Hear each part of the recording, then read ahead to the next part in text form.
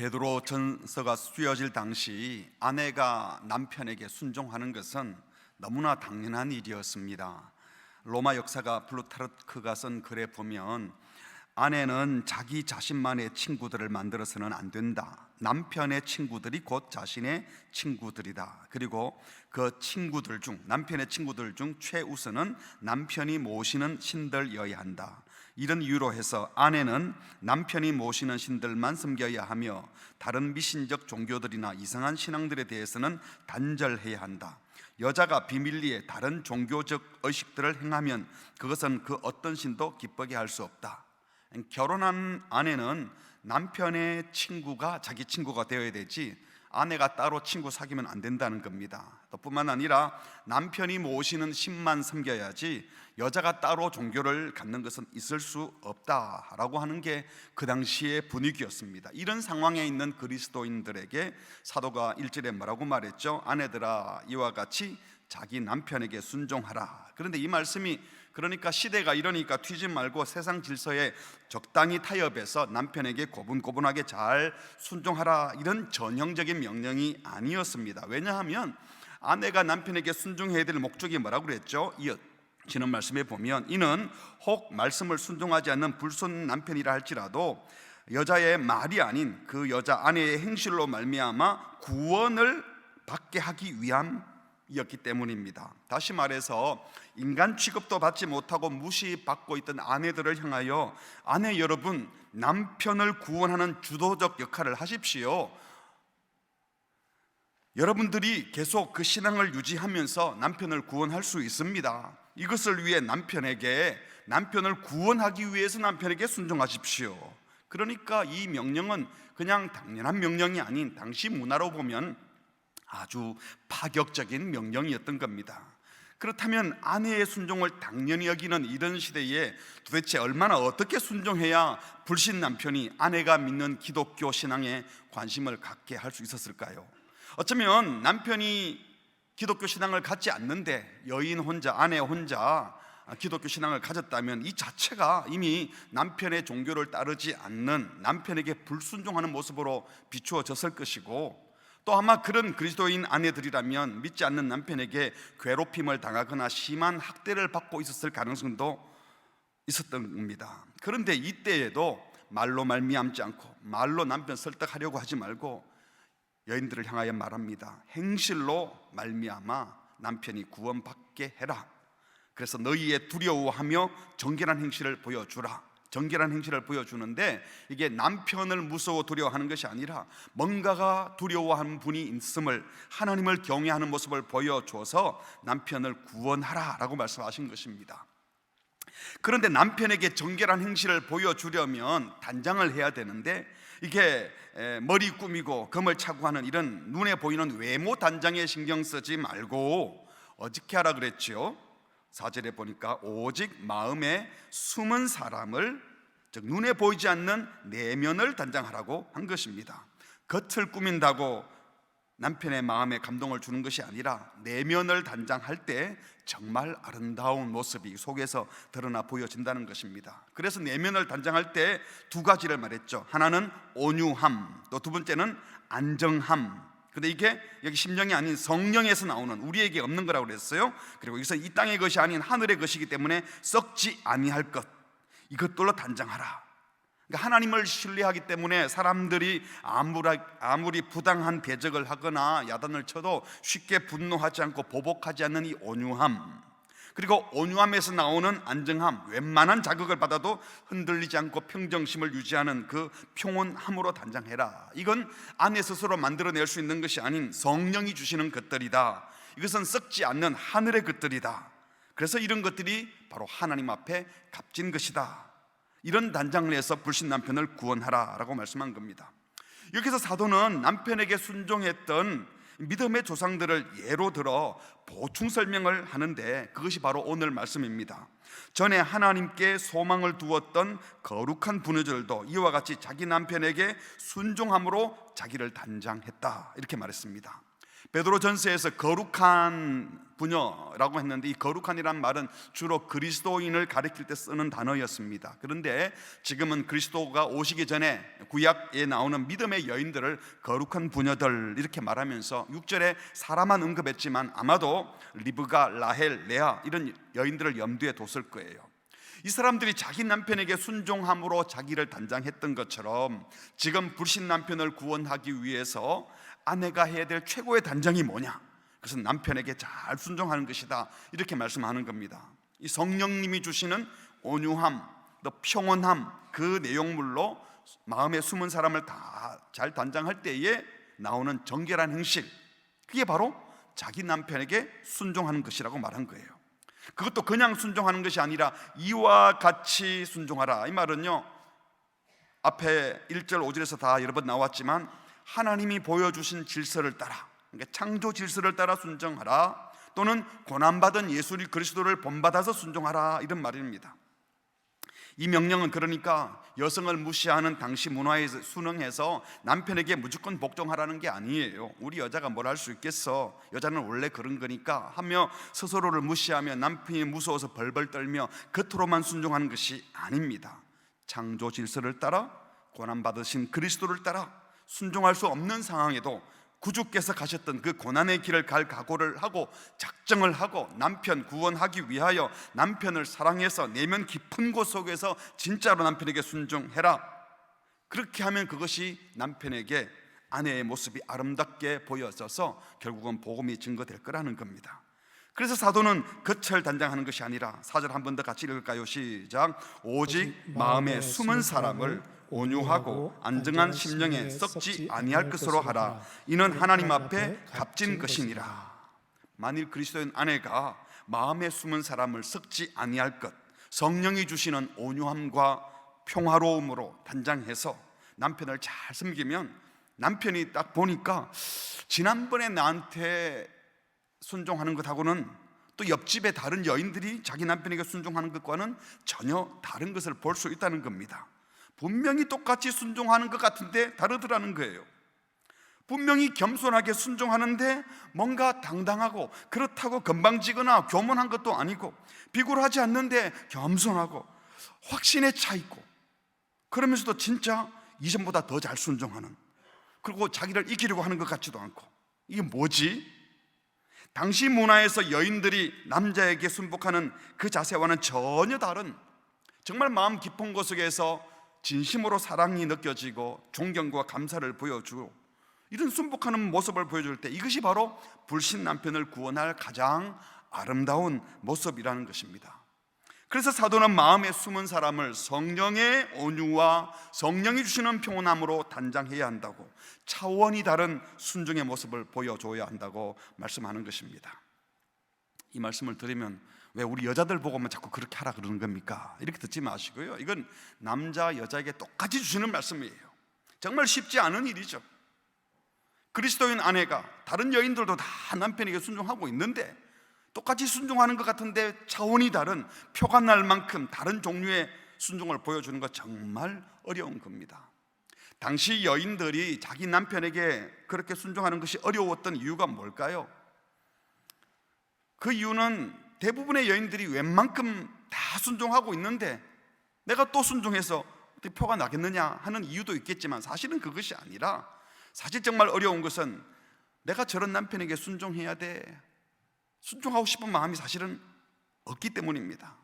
하나님을 경외하는 아내의 입장에 볼 때 불신 남편을 존중하는 것 자체가 어렵다는 거예요. 아무리 봐도 순종할 가치가 없어 보이는 허접한 남편을, 심지어 자기를 핍박하는 포악한 남편을 사랑하고 그리고 진심을 다해서 순종하라? 이건 거의 불가능에 가까운 일이거든요. 에이, 안 되죠. 어떻게 그렇게 할 수 있어요? 이런 남편을 위해서 내 내면을 가꾸어서 순종하는 것보다 차라리 내 몸매를 가꾸겠다, 차라리 이쁘게 해서 나를 그냥 매력적으로 보이게 하는 게 훨씬 낫지, 내가 마음을 다해 어떻게 순종하라는 말이야. 한마디로 순종하기 싫은 겁니다. 그러므로 존경스럽지 않은, 사랑스럽지 않은 사람에게 순종하는 것, 사랑을 보여주는 것, 이 말씀은 결코 쉬운 명령이 아니었던 것입니다. 이 순종이 힘든 또 다른 이유가 있다면, 순종할 만하지 않은 사람에게 순종하는 것은 이 악과의 싸움이기 때문입니다. 여기 악이라고 하는 것은 믿지 않는 남편 속에 있는 악이 아니에요. 이런 남편에게도 순종하라는 그 말씀에 순종하기를 거부하는 내 속에 있는 악과 싸우고 있기 때문입니다. 아무리 그래도 그렇지 저런 남편에게 어떻게 순종하라는 겁니까? 라고 하면서 그 질서에 순종하기 싫어하는 마음이 바로 우리가 싸워야 될 악이라는 겁니다. 아내만 그런 것이 아니고 남편도 마찬가지입니다. 성경은 분명히 예수님께서 우리를 위하여 십자가에 피 흘려 죽기까지 자기를 내어놓으신 것처럼 남편은 아내를 그렇게 사랑하라고 그랬어요. 하지만 아내를 그렇게 진지하게 진정으로 사랑하는 게 가능할까요? 여기 계신 남편들 아내를 그렇게 사랑하고 계세요? 죽을 만큼? 옛날에 그런 적이 있어요? 지금은 아니에요. 신혼 때 아내가 이쁠 때 매력이 있을 때 반응하는 건요, 그건 누구나 해요. 이쁜데 사랑하는 건 누가 못하겠어요. 멋있는데 사랑하는 건 누가 못하겠어요. 근데 주님은 그게 아니거든요. 그런데 주님처럼 그렇게 아내를 사랑할 수 있는 사람, 예수님의 말씀대로 남편에게 순종할 수 있는 사람, 사실은 우리 인간들 가운데 없는 겁니다. 우리 속에 있는 이기적인 마음, 자기중심적인 생각, 이거 부부 사이에도 어렵고요, 부모 자식 사이에도, 형제 간에도 어려운 일인 겁니다. 어쩌면 가장 가까워야 될 남편과 아내가 진심으로 서로 사랑하기 위해서도, 어쩌면 부모를 제대로 공경하기 위해서라도, 내 자녀를 정말 제대로 사랑하기 위해서라도 우리 위에 고난 받으시고 십자가에 죽으신 그 예수님을 배우려고 해야 되고, 부당한 일, 억울한 일이 닥쳐도 참아내신 예수님처럼 나도 그렇게 사랑해야지, 그 사랑을 부어주십시오 라고 각오하고 결단하고 은혜를 구하지 않으면 그 사랑할 수 없는 겁니다. 생각해 보십시오. 믿는 부부끼리도 제대로 사랑하는 것이 쉽지 않다면, 믿는 아내가 믿지 않는 남편, 불신 남편을 또 당시와 같은 그런 상황에서 진심으로 사랑해야 하는 건 정말 어려운 일인 겁니다. 혐오스러울 만큼 힘든 일일 수도 있고, 어쩌면 십자가 지는 것 같은 고생일 수도 있고, 순교할 각오를 해야 사랑할 수 있는 일일 수도 있는 겁니다. 그럼 도대체 어떻게 해야 되겠습니까? 그래서 사도 베드로가 믿음의 조상들을 예로 든 것 아닙니까? 거룩한 부녀, 남편 아브라함에게 순종하였던 사라를 기억해 보라고 6절에 말씀합니다. 사라가, 아브라함의 아내 사라가 자기 남편을 주라 칭하여 부르며 순종했던 것처럼, 그러면서 말씀하시기를 사라를 본삼아 우리 성도들에게 말하는 겁니다. 여러분들은 선을 행하고, 선을 행하다가 아무 두려운 일을 만나도 놀라지 아니하면 그의 딸이 된 것이니라. 사라가 그랬던 것처럼 선을 행하다가, 말씀에 순종하다가 그 어떤 두려운 일을 만날 수 있고 놀랄 만한 일을 당할 수 있다는 거예요. 그러니까 다시 말해서 남편에게 순종했더니 남편이 끔찍이 사랑해 주더라, 이러면 얼마나 쉽겠어요. 남편에게 정말 순종했더니 부부관계가 좋아졌더라, 이게 아니라는 겁니다. 그렇게 순종하고 사랑했는데 두려운 일이 생겨서, 놀랄 만한 일이 생겨서 가슴이 콩닥콩닥 뛰게 되었다는 겁니다. 힘들어서. 그런데도 놀라지 않고 끝까지 순종했더니 사라가 믿음의 조상이 되었고, 우리도 믿음의 조상 사라를 따라 순종의 삶을 살 때에 믿음의 딸들이 되었다는 것을 확인하게 될 거라는 말씀이에요. 여러분, 실제로 아브라함과 사라 이야기 창세기를 통해서 보셨을 거예요. 창세기 18장 12절에 보면 사라가 속으로 웃고 이르되 내가 노쇠하였고 내 주인도 늙었으니 내게 무슨 즐거움이 있으리요. 지금 사라가 남편을 내 주인도 늙었다, 이 말을 언제 했는가 하면요, 천사가 나타나서 지금 99세 아브라함, 89세 사라 보고 임신할 거다 그러니까 아유 말도 안 돼요, 우리 경수도 끊어졌고 우리 주인도 지금 뭐 저런데요. 이때 남편을 내 주인이라고 불렀던 거예요. 그런데 그 전에 아브라함에게 사라는 어떤 사람이었습니까? 창세기 12장에 보면 아브라함에게 하나님께서 본토 친척 아비 집을 떠나라 하면서 주신 약속이 내가 너를 열국의 아비로 삼겠다, 그러니까 자녀를 많이 주겠다는 약속을 한 거예요. 그리고 아내를 데리고 남방으로 내려가다가 기근이 들어서 곡식 구하기 위해서 애굽으로 갔습니다. 근데 그때 아브라함이 자기 와이프 보고 뭐라고 했는가 하면, 애굽 사람이 당신을 보면서 야, 저 아브라함의 아내인데 하고 빼앗아 갈 수 있다는 거예요. 이는 그의 아내라 하여 아브라함 자기는 죽이고 당신을 살릴 수도 있다. 그러니까 13절, 우리 남매를 하자. 너 나의 누나 해라, 여동생 해라. 그러면서 내가 그대로 말미암아 안전하고 내 목숨이 당신 때문에 보존되었으면 좋겠다. 여러분 들으면서 남자들이 어떤 느낌으로 읽으셨어요?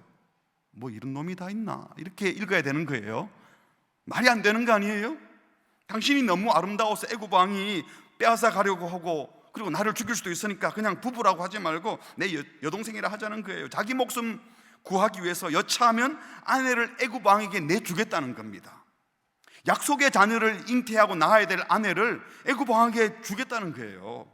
실제로 애굽 왕 바로가 이 사라를 보자 궁으로 끌어들였죠. 그런데 하나님께서 야단을 치십니다. 아브라함 살리려고 그런 게 아니고 사실은 약속의 자녀를 낳아야 되기 때문에 하나님이 비상 개입을 하셔서 바로가 깜짝 놀라가지고 사라를 풀어줍니다. 그리고 화를 내면서 왜 아내라고 말 안 했냐?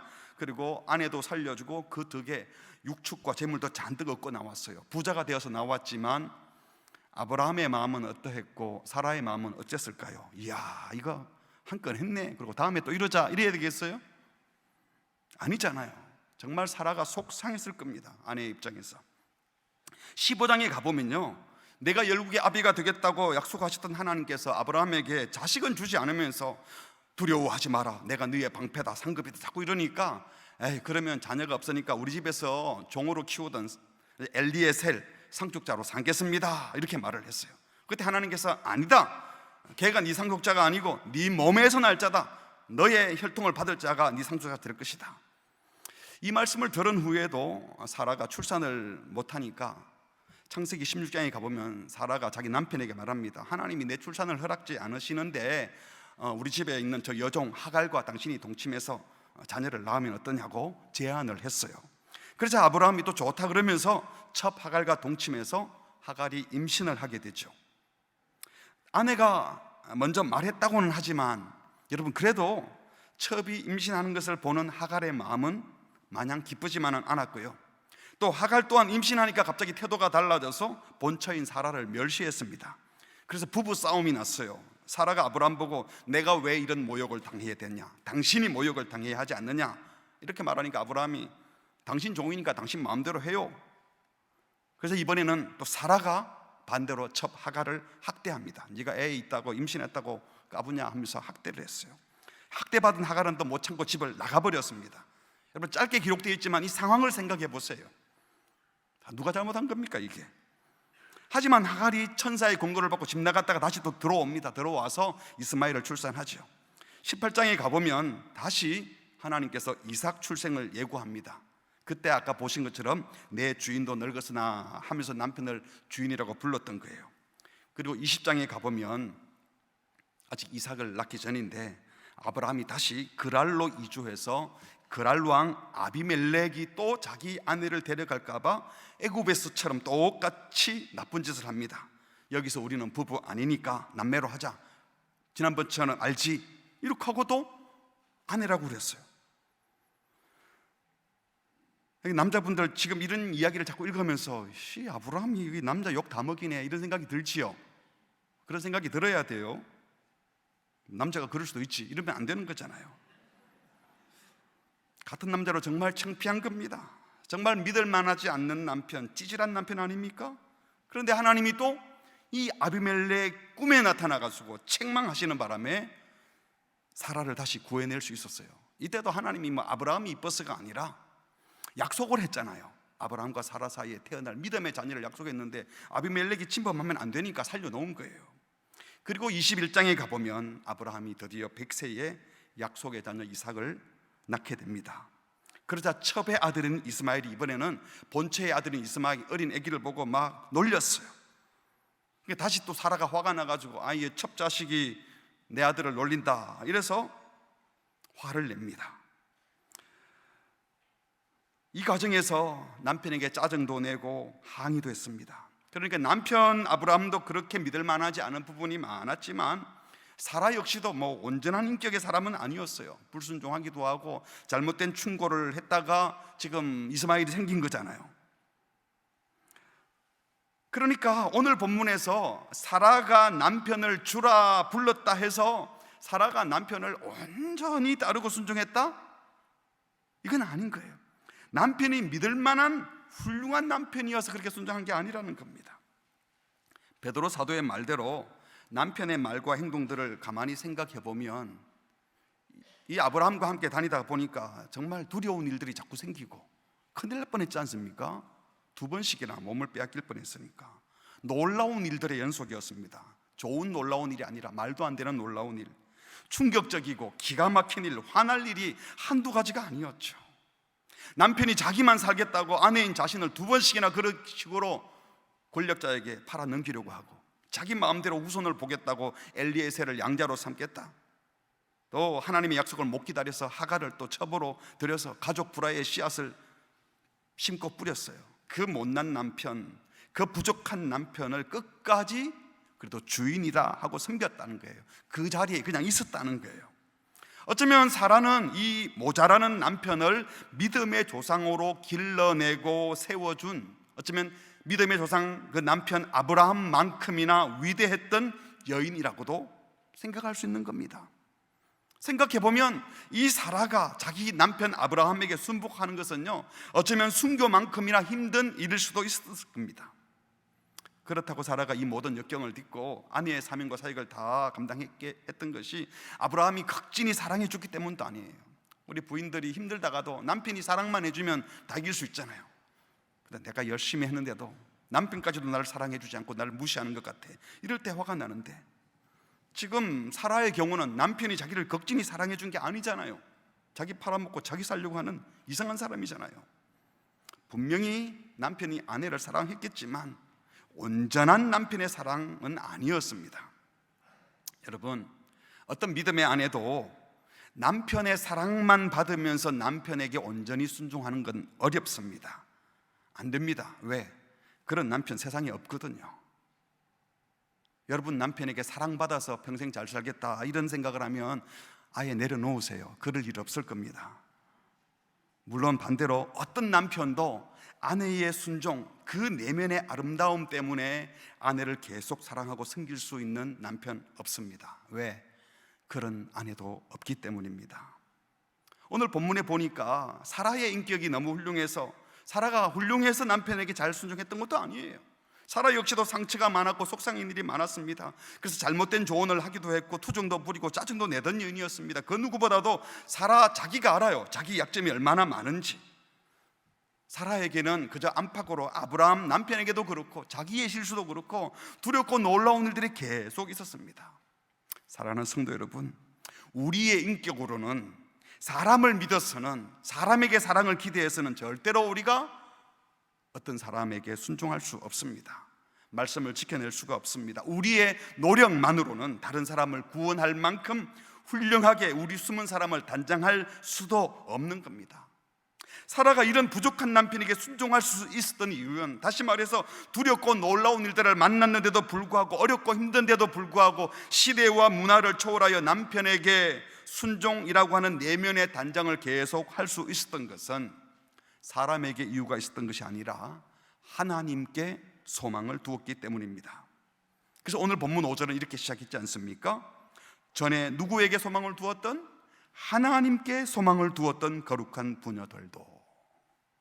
하나님께 소망을 두었기 때문에 그 못난 남편에게도 순종할 수 있었고, 하나님께 소망을 두었기에 그 황당한 상황에도 순종할 수 있었고, 하나님께 소망을 두었기에 부족한 자기 자신을 보고도 절망하지 않고, 하나님이 약속하셔서 믿음의 자녀 준다고 해서, 약속의 자녀 준다고 했으니까 어떻게든 하실 거야 하고 그 자리에 계속 아내의 자리를 지키고 남편의 자리를 지켜나갔다는 것입니다. 다시 말하면 하나님의 약속의 말씀을 붙들었기 때문에 끝까지 믿음의 길을 걸어갈 수 있었던 것입니다. 말씀을 정리해 보겠습니다. 사랑스러운 사람 이뻐해주고 섬길 만한 사람에게 순종하는 것은 누가 못하겠어요? 그러나 주님은 말씀하셨습니다. 누가복음 6장 32절입니다. 너희가 만일 너희를 사랑하는 자만을 사랑하면 칭찬받을 것이 무엇냐? 죄인들도 자기 사랑하는 사람은 사랑한다. 너희가 만일 너희들한테 선대하는 사람만 선대하면 칭찬받을 것이 무엇이냐? 죄인들도 이 정도는 다 한다. 너희가 받기를 바라고 이자 생각하고 사람들에게 구워준다면 칭찬받을 일이 뭐냐? 죄인들도 그만큼 받고자 하여 죄인들에게 돈 빌려준다. 오직 너희는 원수를 사랑하고 선대하며 아무것도 바라지 말고 구워주라. 그러면 너희 상이 클 것이다. 또 지극히 높으신 이의 아들이 그래야 되는 것이다. 세상과는 다른 차원에서 사랑하라는 거예요. 그는 은혜를 모르는 자와 악한 자에게도 하나님은 똑같이 인자와 자비를 베푸시는 하나님이다. 그러므로 너희 아버지 하나님의 자비로우신 같이 너희도 그런 자비로운 자가 될 때에 비로소 하나님을 신뢰하고 소망하는 사람들의 삶이 어떤지가 그들에게 보여질 테니 그렇게 하라는 겁니다. 이렇게 하려면 어떻게 해야 되겠습니까? 첫 번째로 오직 하나님께 소망을 둬야 합니다. 내가 섬기는 사람에게 소망을 걸 수 없어요. 언젠가 잘해줄 거야. 언젠간 변하겠지. 여러분, 어려운 남편을 섬기시는 우리 아내 여러분, 남편이 언젠가는 잘해줄 거야, 언젠가는 변하겠지, 그런 기대 소망도 내려놓아야 돼요. 남편도 아내도 자식도 내 주변의 그 어떤 사람도, 사람은 소망의 대상이 아니에요. 사람은 믿고 소망할 대상이 아니에요. 여러분, 남편을 믿으세요? 제 아내도 여기 있지만 저를 안 믿습니다. 여러분, 아내를 믿으세요? 그냥 사랑하는 거예요. 사랑하니까 믿어주는 겁니다. 그냥. 그렇죠? 그냥 격려하고 지지해주고 칭찬하고, 이것만이 우리가 할 일이에요. 만일 사라가 아브라함에게 소망을 두었다면 순종할 수 있었겠습니까? 하나님께 소망을 두었기에 하나님의 약속을 믿고 남편에게도 말씀에 순종하는 마음으로 순종한 거예요. 비록 사라도 부실한 순종을 했죠. 그렇지만 계속 그 자리에서 남편을 주인이라 부르며 순종했고, 점점 더 나은 순종으로 나아갔더니 결국에는 주님께서 그 사라도 약속의 딸이 되게 하신 것입니다. 이건 아브라함도 똑같은 겁니다. 하나님께 소망을 두었다는 것은 바로 하나님을 믿었다는 거예요. 사람 믿지 말고 하나님을 믿으라는 겁니다. 하나님의 약속을 믿고 하나님이 약속한 그 메시아를 갈망하는 믿음이 그들 속에 있었기 때문에 사라의 입장에서 남편이 순종하지 못할 사람이었어도, 남편이 자기를 이상하게 팔아넘기려고 했어도 하나님이 약속의 자녀를 잉태하게 하실 거라는 그 믿음을 갖고 기다렸던 겁니다. 그래서 결국 사라는 모든 믿는 자들의 어미가 되었고, 중간에 낭망하고 포기하는 적도 있었지만 그래도 결국은 약속의 자녀가 된 것입니다. 오늘 우리도 사라처럼 6절 말씀에 사라가 아브라함을 주라 칭하여 순종한 것 같이 너희도 선을 행하고 아무 두려운 일을 만나도 놀라지 아니하면 그의 딸이 된 것이니라. 여기에 아무 두려운 일에도 놀라지 아니하면, 그 어떤 상황에도 순종하면 그의 딸, 사라의 딸, 약속 자녀의 반열에 들어게 된다고 말씀하십니다. 결국 이렇게 그 어떤 상황에도 말씀에 순종하고 그 어떤 두려운 일을 만나도 놀라지 않을 수 있는 것은 결국은 하나님께 소망을 두고 하나님을 믿었기 때문입니다. 그래서 사도 베드로는요, 이 소망의 위대한 역할을 계속해서 강조해 왔습니다. 베드로전서 1장 3절에서도 우리 주 예수 그리스도의 아버지 하나님을 찬송하리로다. 그의 많으신 긍휼대로 예수 그리스도를 죽은 자 가운데서 부활하게 하심으로 말미암아 우리를 거듭나게 새 생명을 갖게 하시고, 뭐가 있게 하셨다고요? 산소망이 있게 하시며, 우리에게 산소망은 바로 죄 사함을 받고 하나님의 자녀로 부름을 받는 그 순간부터 예수님 때문에 하늘에 하나님께 산소망을 갖게 하신 겁니다. 8절에도 예수를 너희가 보지 못했지만 사랑하는도다. 이제 보지 않는데도 불구하고 믿고 말할 수 없는 영광스러운 즐거움으로 기뻐하는 것, 이거 다 소망인 거죠.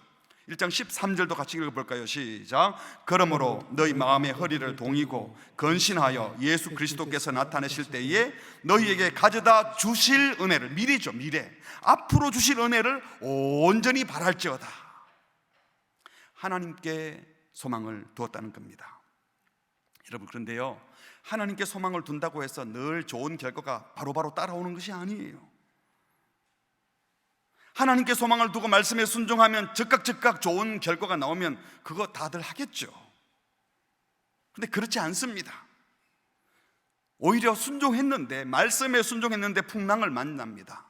말씀대로 살았는데 손해를 보고 황당한 일, 놀랄 일이 연속일 수 있습니다. 사라야가 그랬잖아요. 그래도 끝까지 말씀에 순종할 수 있는 것은, 남편에게 순종했던 것은, 아내를 사랑할 수 있는 것은, 자녀를 사랑할 수 있는 것은 그 사람을 믿기 때문이 아니라 하나님께 소망을 두고 하나님 주시는 능력으로 사랑하는 것 때문입니다. 결국 하나님께 대한 소망이 믿음의 길을 걷게 하는 것입니다. 로마서 8장 24절 25절을 함께 읽을까요? 시작. 우리가 소망으로 구원을 얻었음에 보이는 소망이 소망이 아니니 보는 것을 누가 바라리요? 만일 우리가 보지 못하는 것을 바르면 참음으로 기다릴지니라. 이 소망이 분명하기 때문에 시련을 견뎌내고, 소망이 있기 때문에 불같은 시험도 감당합니다. 이 소망은 신자가 예수 안에서 거듭날 때 그 속에 생겨난 것입니다. 그리고 썩지 않고 더럽지 않고 쇠하지 않은 하늘 유업을 분명히 믿고 소망하기 때문에, 이것을 믿기 때문에 이 땅에 썩어 없어질 것 마음 빼앗기지 않고, 이 땅에서 내가 열심히 말씀대로 살았는데 손해보는 것 같아도 이게 손해가 아니라 당장에는 어려워도 견뎌낼 힘을 갖는 것은 소망이 있기 때문인 겁니다. 소망하는 사람, 하나님을 소망하는 사람들이 다 되시기를 축복합니다. 두 번째로, 이 소망을 가진 사람은요, 계속해서 내면을 단장하여 속사람을 다른 이들에게 보여주어야 합니다. 영원한 것에 대한 소망을 가진 사람, 하나님을 소망하는 사람들은 그 속을 계속 하늘의 것으로 채워갑니다. 겉모습은 사람들을 속일 수도 있습니다. 얼마든지 가꾸어서요 멋지게 보이게 할 수 있어요. 하지만 외모를 단장해서 우리의 진짜 가치를 다 보여줄 수는 없어요. 썩지 않는 성령의 것들, 성령이 주시는 것들, 그 온유와 화평함을, 그것으로 우리 내면을 십자가의 사랑으로, 하나님의 사랑으로 우리 속을 계속 채워갈 때, 우리 속이 예수님으로 가득 차고 하나님 아버지의 사랑으로 가득 차고 우리 속이 천국 질서로, 말씀의 질서로 가득 찰 때 만나보면, 눈빛을 봐도 그 속사람이 드러나는 겁니다. 그런데 둘째로, 이 내면을 단장하는 일은요, 잠시 하고 말 일이 아니라 평생 계속해서 해야 할 일입니다. 오늘 본문 5절에 다시 보시면요, 순종함으로 자기를 단장하였나니, 과거형으로 쓰여있지만 사실 이게 미완료 과거 동사를 사용했어요. 헬라어에서 이 미완료 과거, 완료 과거가 아닌 미완료 과거를 쓰는 것은 한 번 하고 끝난 것이 아니라 사라가 계속 반복하여 그렇게 했던 일이라는 겁니다. 사라가 처음부터 완벽한 순종을 하고 한 번 순종한 것 때문에 그가 믿음의 딸이 된 것이 아니에요. 처음에는 좀 부실했습니다. 그러나 또 그 자리에 있었습니다. 황당한 일을 만났습니다. 또 반복해서 연습하고 훈련하면서 계속 그 자리에서 남편을 따랐던 겁니다. 그렇게 자기 내면을 다듬는 순종하는 일을 결정적인 순간에 한 번 딱 잘했다고 그것 때문에 인정받은 것이 아니라 습관적으로 늘 그렇게 해오다가 믿음의 딸이 되었다는 겁니다. 실제로 우리 내면이 성령님께서 허락하시는 그 온유함과 평온함으로 우리 마음 구석구석까지 다 변화시키는 것은요, 뭐 부흥에 한번 참석해서 성령의 능력 한번 받으면 되는 일이 아니에요. 우리 인간이 그렇게 되는 게 아닙니다. 불 받아라 해서 불 받으면 갑자기 막 선한 사람으로 확 바뀌는 그런 일 없습니다. 끊임없이 우리 속 사람을 이미 받았던 말씀으로 채우고 또 채우고, 그리스도의 십자가의 사랑을 또 묵상하고 단장하고 다듬어야 하는 겁니다. 이렇게 마음에 숨은 사람이 그리스도로 온전히 채워지면, 복음을 거부하던 사람들이 그냥 우리랑 차를 마시다가도 대화를 하다가도 만나보니까 뭔가가 다른 것 같아 하고 그들의 마음이 녹여지고, 그런 속사람이 단장된 사람들이 불신자에게 복음의 통로가 된다는 거예요. 잠언 31장에 보면 여인에 대해서 이렇게 얘기했어요. 고운 것도 거짓되고 아름다운 것도 헛되나 오직 뭐라고요? 여호와를 경외하는 여자는 칭찬을 받을 것이라. 그러니까 겉을 아무리 꾸며도 다 헛되지만 그 속에서 하나님을 경외하는 사람이라면 그 영혼, 그 여자가 사람들에게도 아름답게 매력적으로 보인다는 것입니다. 이런 차원에서 여러분 모두 주님 다시 오실 때까지 계속 여러분의 내면을 단장하는 일에 더 신경 쓰시기를 바랍니다. 그리고 이런 삶을 사는 동안에 우리가 좋은 일, 또 좋은 목표로 살아가니까 늘 감사한 일만 생기는 것이 아니라 두려운 일을 만나게 돼요. 말씀에 순종했는데도. 그럴 때 놀라지 말고 그럴 수 있다 생각하고 계속 그 길을 가라는 겁니다. 6절 말씀 다시 보시면 너희는 선을 행하고 아무 두려운 일에도 놀라지 아니하며, 이것을 이 조건 분사구로 생각해서 선을 행하고 두려운 일에 놀라지 않는 이런 인격을 가지면 그의 딸이 될 거다 이렇게 된 게 아니고 하면 된 것이니라 이렇게 말을 했잖아요. 이게 조건으로 보지 마시고 이 결과적으로 해석을 해야 되는 겁니다. 그러니까 너희들이 선을 행하고 그의 딸이 되었으므로 아무 두려운 일에도 놀라지 않는 것 당연하다 이런 겁니다.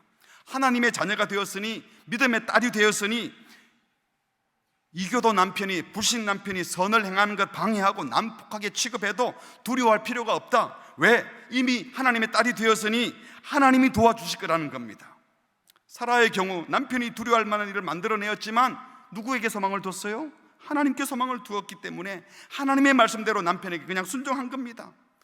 남편이 지켜주는 게 아니고 하나님이 지켜줄 것을 믿었던 거예요. 마찬가지로 베드로 전서를 읽는 여인들 중에는 당시에는 그랬을 겁니다. 남편들이 학대하거나 도저히 그리스도인으로 할 수 없는 일을 시켜가지고 이걸 순종해 마라 하고 당황하던, 두려워할 수밖에 없는 상황에 처한 경우가 얼마나 많았겠어요. 그런데 주님이 말씀하십니다. 그런 두려워할 만한 상황에서도 침착하게 용기를 가지라고. 하나님께 소망을 두고 있다면, 그 하나님께서 구원할 것을 믿는다면, 그 약속의 말씀을 지키실 것을 믿는다면 놀라지 말라. 내면의 온유함과 평온함을 잃지 말라 권면하는 겁니다. 이런 말씀 들을 때도 그런 생각이 들 거예요. 왜 나만 계속 순종해야 되는 겁니까? 저 사람은 한 번도 그런 시도도 안 하는 것 같은데, 억울한 생각이 드는 분들을 향해 주님이 말씀하는 거예요. 내가 지켜줄 것이니까 그 사람이 안 해도 너는 계속 그렇게 하라. 하나님의 딸이 된 너희들을, 하나님의 아들이 된 너희들을 내가 지켜줄 것이다. 우리 주님의 음성을 들으시기를 바랍니다. 결국 우리 모든 성도들에게 있어서 제1순위는 남편이 아니에요. 아내도 아닙니다. 자식도 아니고 부모도 아닙니다. 제1순위는 오직 하나님이신 줄 믿습니다. 그래서 아무리 말도 안 되는 일이 벌어져도, 아무리 놀랍고 두려운 일이 벌어져도, 믿음으로 살아가려고 하는 내 삶 전체가 삶이 막 흔들리는 것 같아도 그 상황에도 우리를 다스리시고 우리를 지키시고 우리를 보호하시고 우리를 치유하시고 회복하시고 결정적인 순간에, 그리고 마지막 날에 승리를 주신 그 하나님께 소망을 두고 결국은 승리할 것이라는 믿음의 길을 걸어가라고 우리에게 말씀하십니다. 사랑하는 성도 여러분, 사람들이 어떤 말을 했다고 거기에 너무 절망하지 마시고, 내게 벌어진 사건 사고나 환경에 너무 빨리 반응하지 마시고, 우리의 소망 되신 예수 그리스도, 전능하신 하나님, 우리를 지키시고 보호하시고 우리 모든 삶을 다스리시는, 그리고 마지막 천국으로 인도하시는 그 하나님을 신뢰하고 하나님을 바라고 하나님을 소망하며 하나님과 함께 승리하는 삶을 살아내시기를 주의 이름으로 축복합니다. 아멘. 우리 함께 찬양하겠습니다. 여러분이 믿는 하나님은 어떤 하나님이십니까? 전능하신 하나님이라고 말을 해놓고 내 삶에는 개입하지 않을 것처럼 생각지 않았습니까? 또는 내가 정해둔 목표대로 되지 않는다고 내 인생은 망했다고 함부로 판단하지 않았습니까? 누가 우리를 다스리십니까? 우리를 다스리는, 통치하는 분은 우리 주님이십니다. 그 주님이 우리를 보호하시고 지켜주시고 인도하시고, 우리의 삶이 흔들리는 것 같을 때도 주님의 손이 우리를 붙드시고 우리의 약한 상처난 것들을 고쳐주실 것입니다. 정말 주님께 소망을 두고 주님을 신뢰하는 마음을 담아서 우리의 신앙을 찬양으로 고백하겠습니다. 전능하신 우리 하나님, 전능하신 우리 하나님, 삶에 가득한 주님의 통치 보호하시고 지켜주시네, 복 주시고 인도하시네. 살아계신 우리 하나님, 살아계신 우리 하나님, 삶에 가득한 주님의 임재 불러주시고 채워주시네,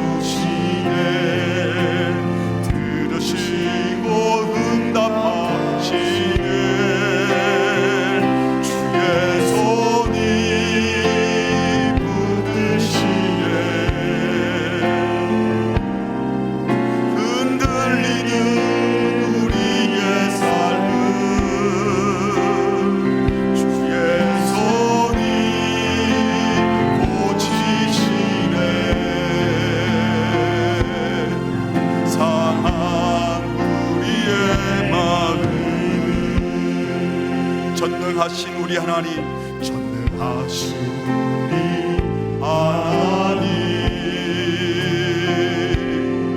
삶에 가득한 주님의 통치, 보호하시고 지켜주시네. 보호하시고 지켜주시네, 주시고 인도하시네.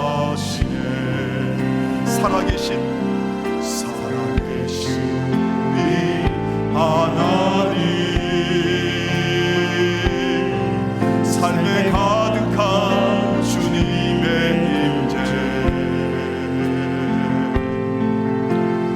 불러주시고 채워주시네, 들으시고 응답하시네. 주의 손이 붙드시네. 흔들리는 우리의 삶은 주의 손이 고치시네. 상한 우리의 마음을 주의 손이 붙드시네. 주의 손이 붙드시네. 흔들리는 우리의 삶은 주의 손이 고치시네. 상한 우리의 마음을 상한 우리의 마음을. 사랑하는 성도 여러분, 사람을 혹시 믿다가 낭망한 적 없으십니까? 애초부터 믿지 말았어야 되는 겁니다. 사랑하는 겁니다. 사랑은 우리가 믿을 대상은, 우리가 소망을 가질 대상은 오직 주님밖에 없습니다. 우리가 자녀를 향해서 기대를 가질 수는 있죠. 근데 자녀가 소망의 대상은 아닌 거예요. 자녀가 소망의 대상이 되어버리면 내 위치, 신분, 내 자존심 때문에 자녀를 망가뜨릴 수도 있는 겁니다. 우리는 하나님을 소망하고 하나님이 그 영혼을 귀히 여긴다는 사실을 믿음으로 고백하고 하나님이 하실 일에 대한 기대를 가지고 나는 지금 사랑하고 격려하고 지지하고 칭찬하고 주님의 말씀대로 원수까지도 사랑하는 거죠. 또 우리가 괜히 함부로 내가 판단하고 내가 옳다 그르다 정죄하고 이 사람은 된다 안 된다, 이 사람은 소망할 사람, 저 사람은 소망을 못할 사람, 여러분 남편에 대해서도, 여러분 아내에 대해서도, 여러분 자녀들에 대해서도 우리가 그런 자세로 가면 안 되는 겁니다. 주님은 우리에게 사랑하라고 말씀하시면서 내 순종하는 가운데도 두려운 일을 만날 거다, 놀랄 일을 만날 수도 있다. 그런데 너희 내면을 계속 단장해라. 내가 보여주지 않았느냐? 예수님이 말씀하십니다. 예수님의 그 온유함으로, 예수님이 그 어떤 경우에도 만드시는 샬롬, 평화로움으로 우리의 내면을 단장해서 세상 사람들도 윤리 비슷한 건 말하지만 그들과는 차원이 다른 십자가의 사랑으로, 평온함으로, 안정함으로, 주님의 마음으로, 온유함으로 다가갈 때 그들이 복음을 듣게 될 거라고 말씀하십니다. 이 시간 기도할 때 혹시 우리가 사람에게 너무 기대를 걸었다면 주님, 제게 사랑의 마음을 부어주세요. 사람에 대한 믿음이 아니라 하나님에 대한 믿음과 소망을 내게 허락하시고 사람을 칭찬하고 지지하고 격려하고 사랑할 수 있는 힘과 용기를 부어주십시오. 내 속사람을 계속 단장해 나가게 해주십시오. 그러다가 두려운 일을 만나도 놀라지 않을 수 있는 믿음을 주십시오. 이 소망을 부어주시옵소서. 말씀을 붙들고 다 함께 합심으로 같이 기도하시겠습니다. 하나님 아버지, 오늘 우리에게 말씀을 주셔서 감사합니다. 주님이 말씀하셔서 주님 말씀을 믿습니다. 주님이 우리에게 기대하고 계시고 주님이 사랑하고 계시고 주님이 소망하고 계시고 우리는 오직 주님을 사모합니다. 주님을 늘 신뢰합니다. 내가 소망하고 내가 믿고 있는 주님께서 주님의 일을 하시는 것을 믿고 하나님으로 사람에 대한 기대하고 절망하지 말게 하여 주시고 끝까지 사랑하고 지지하고 칭찬하고 믿어주고 주님이 하실 일에 대한 기대를 가지고 나아가게 하여 주시옵소서. 하나님, 우리 마음의 은혜를 부어주시고 주의 마음을 부어주시옵소서. 사랑의 마음을 불러주시옵소서. 하나님이 우리가 흔들릴 수가 있습니다. 말씀에 순종하다가 넘어지기도 하고 접어지기도 하고 이래대로 된 것이 만나신 보다 저질하기도 하고 절망하기도 하지만 주의 손이 우리를 붙드시고 흔들리는 우리의 삶을 지켜주시고 고쳐주시고 우리를 새롭게 하시고 주님이 우리를 다스리시고 우리의 길을 북두시고 주님이 보호하신 것을 믿습니다. 주님 임재하여 주시옵소서. 다스려 주시옵소서. 그리하여 주의 마음을 들고 나가게 하여 주시옵소서. 주를 들고 나가게 하여 주시옵소서.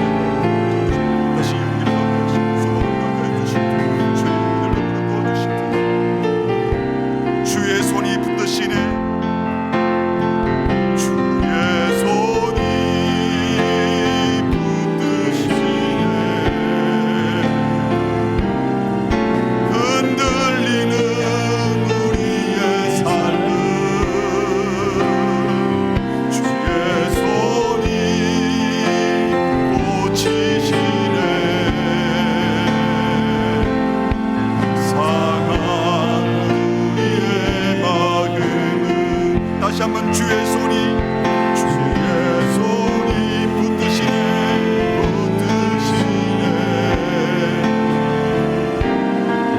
흔들리는 우리의 삶을 주의 손이 고치시네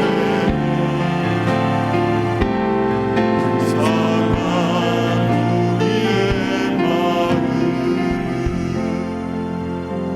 하나님 아버지, 우리는 원수 같은 짓을 끊임없이 반복하고 주님을 거역했음에도 불구하고 끝까지 참아주시고 기다려주시고 우리를 사랑해 주셨던 주의 사랑과 자비에 감사를 드립니다. 먼저 사랑해 주신 주께서 우리를 향하여 너희도 그렇게 사랑하라고 말씀하시는데, 아직 우리 속에 주님을 사랑하고 이웃을 사랑하는 마음보다도 나를 먼저 챙기고 내 것만 바라보는 이기적인 이 탐욕적인 마음으로 인하여 제대로 배우자를 사랑하지 못했고 제대로 내 자녀들을 사랑하지 못했으며 부모님을 제대로 사랑하지 못하고 내게 맡겨진 영혼들을 제대로 섬기지 못했음을 고백합니다. 하나님, 우리에게 이 사랑이 너무 부족하고 사랑할 능력이 없어서 또 스스로 절망할까 봐 두려워서 용기 내지 못하는 자들이 우리 가운데 있습니다. 주여, 불쌍히 여겨 주시옵소서. 하나님께 소망을 두고 하나님이 내게 주셨던 그 소망 붙들고 끝까지 사랑하게 하여 주시옵소서. 사랑하다가 지치는 자 없도록 성령님께서 그 손 잡아주시고 흔들리던 우리의 삶을 붙들어 주시옵소서. 이번 한 주간도 사람들에게 반응이 오지 않을지라도, 오히려 순종하고 말씀대로 살았는데 더 어려운 일들을 만난다 할지라도 절망하지 않고 끝까지 믿음의 길을 걸어갈 수 있도록 주여 함께하여 주옵소서. 예수님의 이름으로 기도합니다. 아멘.